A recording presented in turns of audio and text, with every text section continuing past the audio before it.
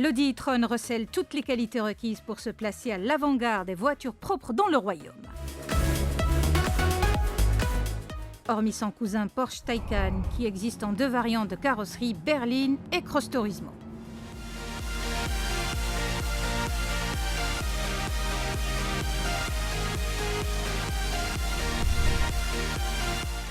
L'Audi e-tron joue solo dans le segment des grands SUV électriques.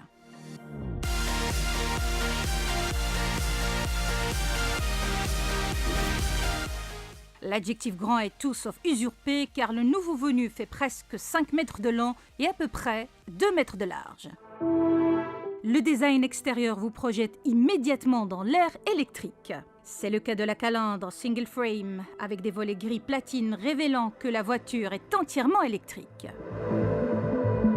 En bas des phares, HD Matrix LED, 4 baguettes horizontales délimitant les feux de jour font office de signature lumineuse. Sur le profil, des éléments noirs indiquent l'emplacement de la batterie. Or, la partie arrière exhibe des lamelles intégrées au diffuseur d'air, ce qui signifie que le véhicule ne possède aucune sortie d'échappement.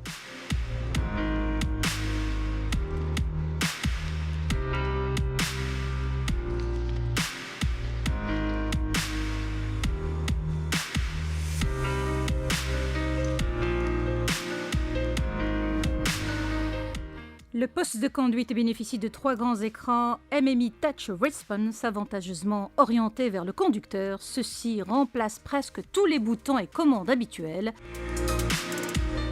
Ajoutez à toutes ces interfaces l'instrumentation numérique Virtual Cockpit Plus livrée de série et vous obtenez un tableau de bord digne d'un jet privé. Le catalogue de l'Audi e-tron se décline en 2 finitions. La première, S-Line, offre à la clé des équipements très haut de gamme.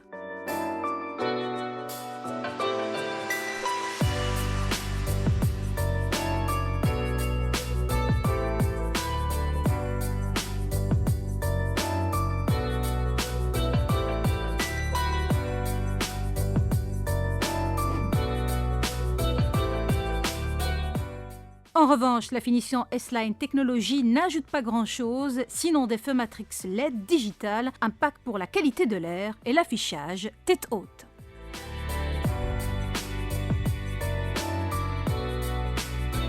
Tirant profit de 2 moteurs électriques qui développent la cavalerie de 408 chevaux, l'Audi e-tron revendique des accélérations foudroyantes. Le 0 à 100 km/h est abattu en 5,7 secondes alors que la vitesse maximale flirte avec les 200 km/h.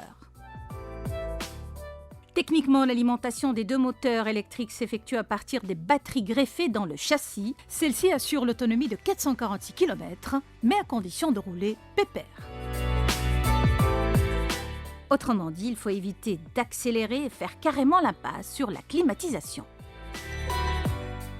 Sinon, l'autonomie chute à 326 km. Les propriétaires de ce modèle ne seront pas au bout de leur peine en apprenant que l'utilisation du chauffage en hiver réduit l'autonomie comme une peau de chagrin, soit un trajet maximal de 274 km avant de voir la batterie complètement à plat.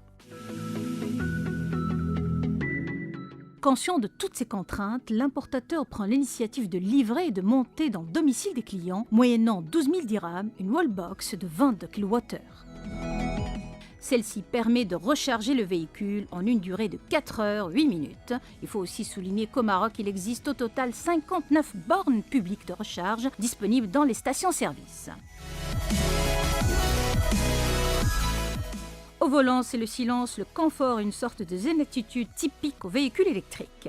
Rien de comparable au système Audi Drive Select qui adapte les caractéristiques du véhicule aux conditions de la route, selon 7 modes de conduite. Et puis les passionnés d'escapades hors des sentiers battus vont adorer l'efficacité de la transmission intégrale électrique Quattro, comme en témoignent ces images montrant le baroudeur allemand en pleine action sur les dunes de sable.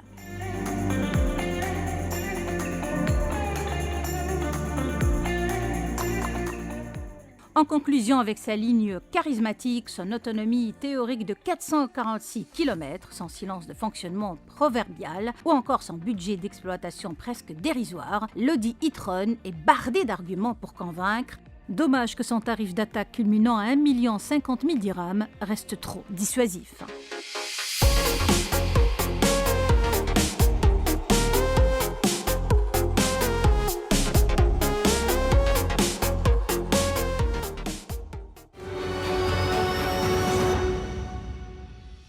Cette émission vous a été présentée par Atlanta Sanad Assurance.